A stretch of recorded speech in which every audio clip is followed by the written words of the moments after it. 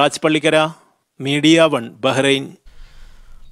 Dubai Jumeirah കോർണിഷിൽ പണി പൂർത്തിയായ കടൽ തീരം സന്ദർശകർക്കായി തുറന്നുകൊടുത്തു. 5 മീറ്റർ വീതിയുള്ള നടപ്പാതയും 4 മീറ്റർ വീതിയുള്ള ജോഗിംഗ് ട്രാക്കുമാണ് പുതുതായി നിർമ്മിച്ചത്. ലക്ഷങ്ങൾ ചെലവിട്ട് മുഖമിനുക്കിയ ജുമേറ കടൽ തീരമാണ് സന്ദർശകർക്കായി തുറന്നുകൊടുത്തത്. ദുബായ് മറീന ബീച്ച് റിസോർട്ട് മുതൽ ബുർജുൽ അറബ് ഹോട്ടൽ വരെ 14 കിലോമീറ്റർ തീരമാണ് റോഡ്സ് ആൻഡ് ട്രാൻസ്പോർട്ട് അതോറിറ്റിയുടെ നേതൃത്വത്തിൽ നവീകരിച്ചത്.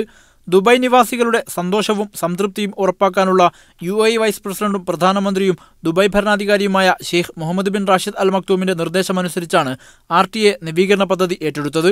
5 മീറ്റർ വീതിയുള്ള നടപ്പാതയും 4 മീറ്റർ വീതിയുള്ള ജോഗിംഗ് ട്രാക്കുമാണ് പുതുതായി നിർമ്മിച്ചത്. റീറ്റെയിൽ കിയോസ്കുകളും കടലിന് അഭിമുഖമായി സ്ഥാപിച്ച ബെഞ്ചുകളും തീരത്തിന്റെ സൗന്ദര്യം വർദ്ധിപ്പിക്കുന്നതാണ്. തീരത്തിന്റെ ശുചിത്വത്തിനും ഏറെ പ്രാധാന്യം നൽകിയിട്ടുണ്ട്. രാത്രിയിൽ തെളിയുന്ന അലങ്കാര വിളക്കുകൾ തീരത്തിന്റെ ആകർഷണം വർദ്ധിപ്പിക്കും. ഈ പ്രദേശത്തെ 6ഓളം താമസ കേന്ദ്രങ്ങളിലെ നിവാസികൾക്ക് സൗകര്യങ്ങൾ ഉപയോഗപ്പെടുത്തുവാൻ സാധിക്കും. ആരോഗ്യമുള്ള സമൂഹത്തെ വാർത്തെടുക്കാൻ ജോഗിംഗ് ട്രാക്കുകളും അനുബന്ധ സൗകര്യങ്ങളും ഉപകരിക്കുമെന്ന് RTA ബോർഡ് ചെയർമാൻ മത്താർ അൽ താഹിർ പറഞ്ഞു. നീന്തൽ, ബോട്ട് തുഴയൽ എന്നിവയ്ക്കും ഇവിടെ സൗകര്യമൊരുക്കിയിട്ടുണ്ട്. എല്ലാവരും ഈ സൗകര്യങ്ങൾ ഉപയോഗപ്പെടുത്താൻ മുന്നോട്ട് വരണമെന്നും അധികൃതർ ആവശ്യപ്പെട്ടു. തിരക്കും മാനസിക സമ്മർദ്ദവും ഏറെയുള്ള ജീവിത സാഹചര്യങ്ങളിൽ നിന്നും ഒഴിഞ്ഞ് താമസക്കാർക്കും സന്ദർശകർക്കും ആശ്വാസം പകരാൻ പുതിയ സംവിധാനങ്ങൾ സഹായിക്കുമെന്നും അധികൃതർ വ്യക്തമാക്കി. Media 1, Dubai.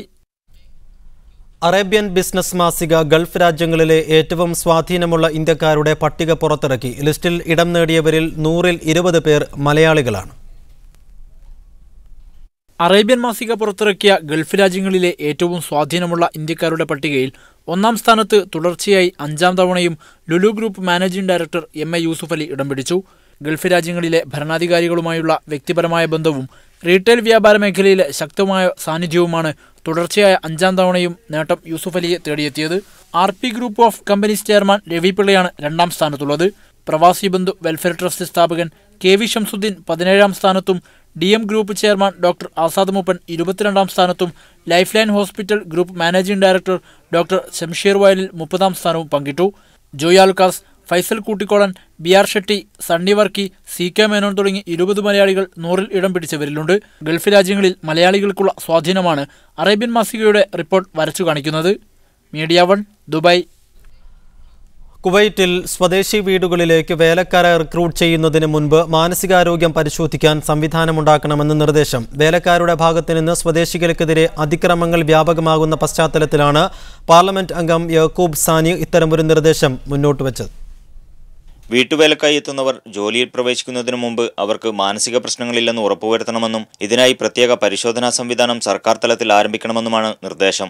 മറ്റു രാജ്യങ്ങളിലെ വ്യത്യസ്തമായ സംസ്കാരങ്ങളിൽ നിന്നും ശീലങ്ങളിൽ നിന്നും വരുന്ന വീട്ടുവേലക്കാർക്ക് കുവൈത്തിലെ അവസ്ഥയുമായി പൊരുത്തപ്പെടാനും സ്വദേശി വീടുകളിലെ സാഹചര്യങ്ങൾക്കനുസരിച്ച് പ്രവർത്തിക്കാനുമുള്ള പരിശീലനം ലഭിക്കേണ്ടതുണ്ടെന്നും ഇതിന് റിക്രൂട്ട്മെന്റ് ഓഫീസുകളുമായി ബന്ധപ്പെട്ട് സർക്കാർ സംവിധാനങ്ങൾ ഒരുക്കണമെന്നും നിർദ്ദേശത്തിൽ പറയുന്നു. നിലവിൽ യാതൊരു മാനദണ്ഡവുമില്ലാതെ രാജ്യത്തേക്ക് വിദേശ ജോലിക്കാരെ റിക്രൂട്ട് ചെയ്യുന്നതാണ് അക്രമ സംഭവങ്ങൾ വർദ്ധിക്കാൻ കാരണമെന്ന് MP പറഞ്ഞു. സ്വദേശി വീടുകളിൽ ജോലിക്ക് കയറും മുമ്പ് പെരുമാറ്റ രീതികളും മറ്റും പഠിപ്പിക്കണമെന്നും അദ്ദേഹം കൂട്ടിച്ചേർത്തു. സമീപകാലത്തായി വീട്ടുവേലക്കാർ സ്വദേശി വീട്ടുടമകൾക്കെതിരെ അതിക്രമങ്ങൾ പ്രവർത്തിക്കുന്ന സംഭവങ്ങൾ വ്യാപകമായിരുന്നു. എത്തോപ്യൻ വേലക്കാരികളായിരുന്നു കൂടുതലായും ഇതിനു പിന്നിൽ. ഇതേ തുടർന്ന് എത്തോപ്യൻ വേലക്കാരികൾക്ക് സർക്കാർ താൽക്കാലിക റിക്രൂട്ട്മെന്റ് വിലക്ക് ഏർപ്പെടുത്തിയിരുന്നു. Media 1, Kuwait city. കുവൈറ്റിൽ മരിക്കുന്ന മലയാളികളുടെ മൃതദേഹം നാട്ടിലേക്ക് കൊണ്ടുപോകാൻ സൗജന്യ സാമ്പത്തിക സഹായം നൽകാൻ തയ്യാറാണെന്ന് Shifa Al Jazeera medical group chairman doctor KT Rabiulla. അർഹരായ രോഗികൾക്ക് സൗജന്യ ചികിത്സാ സഹായം നൽകാനും ഷിഫ അൽ ജസീറ ഒരുക്കമാണെന്ന് അദ്ദേഹം പറഞ്ഞു. 15ാമത് Shifa Al Jazeera excellence award ജേതാക്കളെ പ്രഖ്യാപിക്കാൻ കുവൈത്ത് ക്രൗൺ പ്ലാസ ഹോട്ടലിൽ വിളിച്ചു ചേർത്ത വാർത്താ സമ്മേളനത്തിൽ സംസാരിക്കുകയായിരുന്നു ഗ്രൂപ്പ് ചെയർമാൻ KT റബിയുള്ള. അതേപോലെ ആരെങ്കിലും ഡെഡ് ബോഡി ഉണ്ടെങ്കിൽ തീർച്ചയായും എന്നെ അറിയിക്കണം. അതിന് എല്ലാവിധ ടിക്കറ്റ്, അതിനുവേണ്ട എല്ലാ സൗകര്യവും ഞാൻ ചെയ്യും. സ്വദേശികൾക്കും വിദേശികൾക്കും ഒരുപോലെ മിതമായ നിരക്കിൽ മികച്ച ആരോഗ്യ സേവനങ്ങൾ നൽകുകയാണ് ഷിഫയുടെ ലക്ഷ്യമെന്ന് അദ്ദേഹം പറഞ്ഞു. പ്രവാസ ലോകത്തെ ആതുര ശുശ്രൂഷ മേഖലയിൽ 3 പതിറ്റാണ്ടുകൊണ്ട് പ്രമുഖ സ്ഥാനമാർജിച്ച ഷിഫ അൽ ജസീറ മെഡിക്കൽ ഗ്രൂപ്പ് വിവിധ മേഖലകളിൽ കഴിവ് തെളിയിച്ചവർക്ക് അംഗീകാരം നൽകുക എന്ന ലക്ഷ്യത്തോടെയാണ് എക്സലൻസ് അവാർഡുകൾ നൽകുന്നതെന്ന് റബിയുള്ള പറഞ്ഞു. മാർച്ച് 20-ന് കുവൈത്തിൽ നടക്കുന്ന ചടങ്ങിൽ സംസ്ഥാന സാമൂഹ്യക്ഷേമ മന്ത്രി ഡോക്ടർ MK മുനീർ, ആരോഗ്യമന്ത്രി VS Sivakumar, Kodiyeri Balakrishnan, advocate PS Sreedharan Pillai തുടങ്ങിയവരാണ് പുരസ്കാരങ്ങൾ സമ്മാനിക്കുക. പിന്നണി ഗായകരായ അഫ്സൽ, ജോത്സന, കലാഭവൻ സാബു, കീർത്തന തുടങ്ങിയവർ അണിനിരക്കുന്ന ഗാനസന്ധ്യയും അരങ്ങേറും. വാർത്താ സമ്മേളനത്തിൽ doctor Al Khalidi, Abdul Aziz, Fawaz, doctor Nasser തുടങ്ങിയവരും സംബന്ധിച്ചു. Media 1, Kuwait City. 15ാമത് ഷിഫ അൽ ജസീറ എക്സലൻസ് അവാർഡുകൾ പ്രഖ്യാപിച്ചു. Media one Middle East editorial head MCA Nazar അടക്കം വിവിധ മേഖലകളിൽ വ്യക്തിമുദ്ര പതിപ്പിച്ച 14 പേർക്കാണ് പുരസ്കാരം. മാധ്യമ മേഖലയിൽ നിന്നും PP Junoob Gulf Madhyamam, John Brittas Kairali, Nikesh Kumar reporter, Ajay Ghosh, Deepu Somasekharan Asianet news, CP Saidalavi Chandrika, CK Hasan Koya Malayalam news എന്നിവരും അവാർഡുകൾ പങ്കിട്ടു. Shifa Al Jazeera chairman KT Muhammad Rabi കുവൈത്തിൽ വിളിച്ചു ചേർത്ത വാർത്താ സമ്മേളനത്തിലാണ് പുരസ്കാരങ്ങൾ പ്രഖ്യാപിച്ചത്. പ്രശസ്ത മാധ്യമ പ്രവർത്തകരായ കൈരളി TV MD ബഹുമാനപ്പെട്ട John Brittas, reporter channel CEO Nikesh Kumar, media one channel Middle East chief MCA Nazar, Asianet news Thiruvananthapuram ലേഖകരായ Ajay Ghosh and Deepu Somasekharan, Chandrika editor CP Saidalavi, Malayalam news editor CK Hasan Koya, Gulf Madhyamam Kuwait ലേഖകൻ PP ജനൂബ്. ബഹ്റൈനിലെ കോസ്റ്റ് ഗാർഡിന്റെ പ്രവർത്തനങ്ങൾ മെച്ചപ്പെടുത്തുന്നതിനായി വാങ്ങിയ പുതിയ ബോട്ടുകളുടെ ഉദ്ഘാടനം ആഭ്യന്തരമന്ത്രി lieutenant general Sheikh Rashid bin Abdullah Al Khalifa നിർവഹിച്ചു. കോസ്റ്റ് ഗാർഡിന്റെ പ്രവർത്തനങ്ങൾ മെച്ചപ്പെടുത്തുമെന്ന് അദ്ദേഹം പറഞ്ഞു. രാജ്യത്തിന്റെ സുരക്ഷയ്ക്ക് കോസ്റ്റ് ഗാർഡ് വിഭാഗം നൽകിക്കൊണ്ടിരിക്കുന്ന സേവനങ്ങളെ പ്രകീർത്തിച്ച ആഭ്യന്തരമന്ത്രി lieutenant general Sheikh Rashid bin Abdullah Al Khalifa ആധുനിക സജ്ജീകരണങ്ങളുള്ള ബോട്ടുകളിലൂടെ കൂടുതൽ പ്രവർത്തനം മെച്ചപ്പെടുത്തുവാൻ സാധിക്കുമെന്ന പ്രതീക്ഷ പ്രകടിപ്പിച്ചു.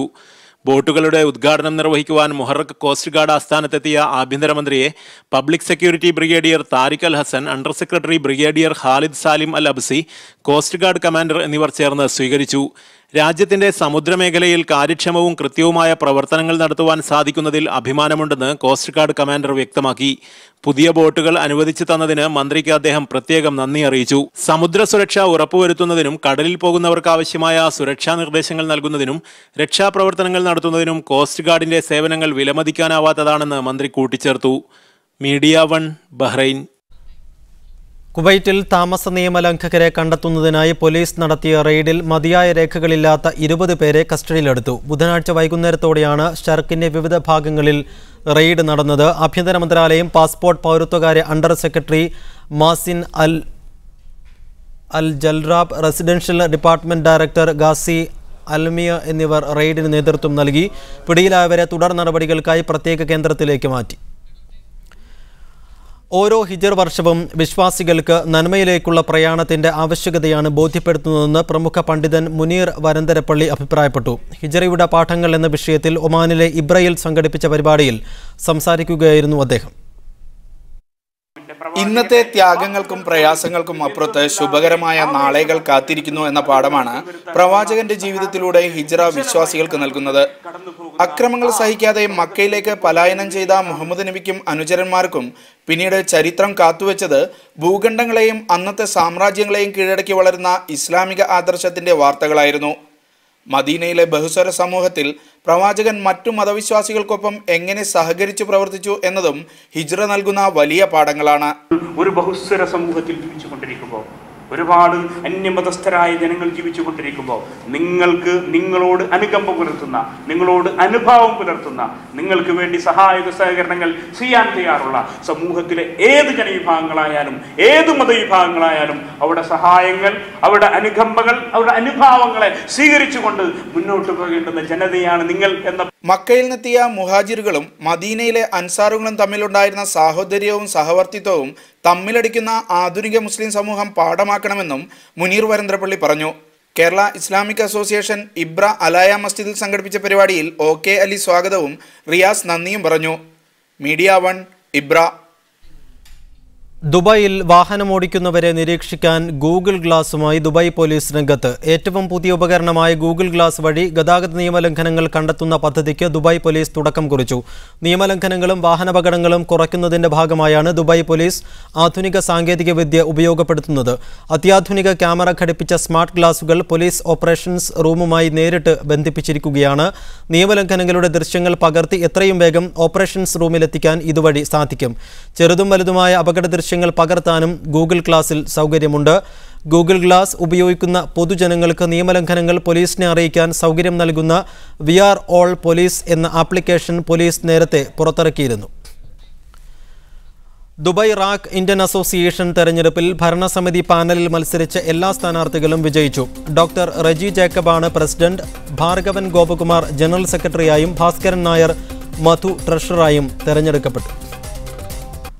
വാർത്തകൾ തുടരുന്നു. ആദിവാസികളുടെ നിൽപ്പ് സമരത്തിന് പ്രവാസ ലോകത്ത് നിന്ന് ഐക്യദാർഢ്യം. കൂടെ നിൽക്കാൻ ഞങ്ങളുമുണ്ട് എന്ന തലക്കെട്ടിൽ വെൽഫെയർ കേരള കുവൈറ്റാണ് ഐക്യദാർഢ്യ സംഗമം സംഘടിപ്പിച്ചത്. സ്വാതന്ത്ര്യാനന്തരവും ആദിവാസികളുടെ ഭൂമികയിൽ അധിനിവേശം തുടരുകയാണെന്നും ചെറുത്തുനിൽപ്പുകളെ കഠിനമായി നേരിട്ടുകൊണ്ട് അധികാരികൾ രാഷ്ട്രീയ ഭേദമില്ലാതെ അതിന് കൂട്ടുനിൽക്കുകയാണെന്നും നിൽപ്പ് സമ്മേളനം ഉദ്ഘാടനം ചെയ്തുകൊണ്ട് പ്രമുഖ സാംസ്കാരിക പ്രവർത്തകനും എഴുത്തുകാരനുമായ ജോൺ മാത്യു പറഞ്ഞു.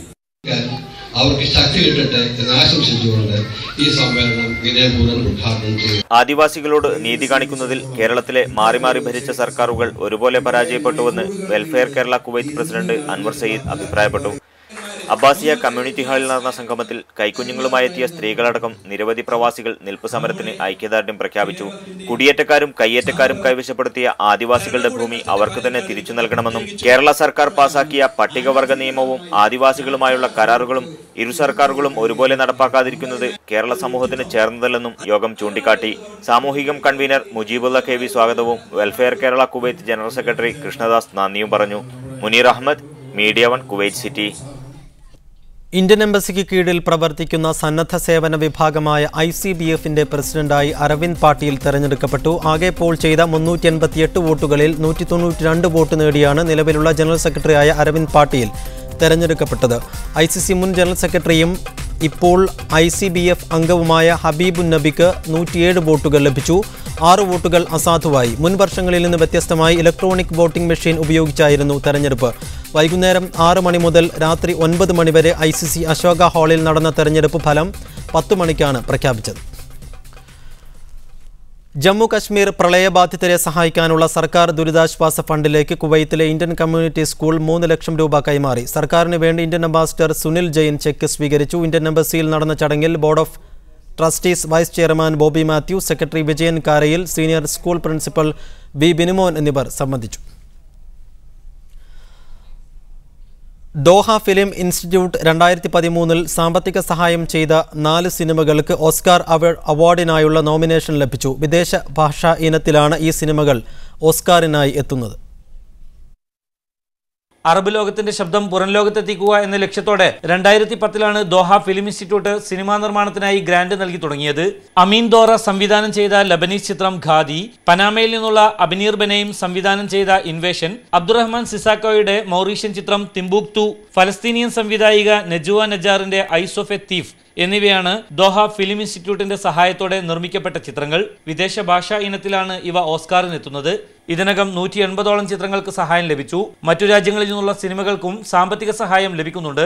ഈ വർഷം 350 ചിത്രങ്ങളാണ് ദോഹ ഫിലിം ഇൻസ്റ്റിറ്റ്യൂട്ടിൽ ഗ്രാന്റിനായി അപേക്ഷിച്ചത്. 83 രാജ്യങ്ങളാണ് ഈ വർഷം വിദേശ ഭാഷാ ഇനത്തിൽ മത്സരത്തിനായി ചിത്രങ്ങൾ അയച്ചത്. ഓസ്കാറിനായി പരിഗണിക്കപ്പെടുന്ന അവസാന 5 ചിത്രങ്ങൾ ഏതൊക്കെയാണെന്ന് 2015 ജനുവരി 15 അറിയാം. ഫെബ്രുവരി 22 ഹോളിവുഡിൽ നടക്കുന്ന അവാർഡ് ദാന ചടങ്ങിലാണ് അന്തിമ വിജയികളെ പ്രഖ്യാപിക്കുക. മുജീബുർ റഹ്മാൻ, മീഡിയ 1.